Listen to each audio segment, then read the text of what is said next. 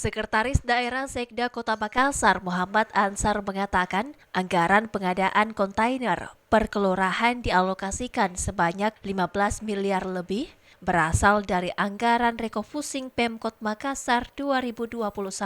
Total sebanyak 153 kontainer Makassar Recover atau MR akan dibangun untuk penanganan kesehatan masyarakat. Sekda mengatakan sejauh ini sudah hampir semua kecamatan telah membangun kontainer. Ditargetkan minggu ini pembangunan kontainer sudah rampung di masing-masing kecamatan, namun masih ada beberapa kelurahan yang hanya sekedar membangun dan tidak memperhatikan penempatan kontainer tersebut sehingga diminta untuk segera dipindahkan ke lokasi yang lebih pas.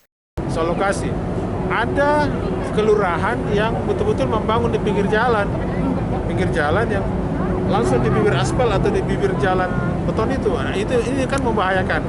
Nanti akan saya lihat langsung dan akan saya pindahkan. Bagusnya ini kontainer karena bisa dipindahkan, ya kan?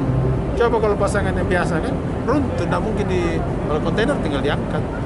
Tapi ini kan ada juga dibangun kakinya, Pak. Pondasi, tapi dia berdiri di atasnya itu bisa lepas. Ansar menambahkan, salah satu kendala yang dihadapi camat dan lurah adalah lokasi penempatan kontainer yang tidak sesuai. Ada lurah yang membangun di pinggir jalan dan menebang pohon untuk menyimpan kontainer.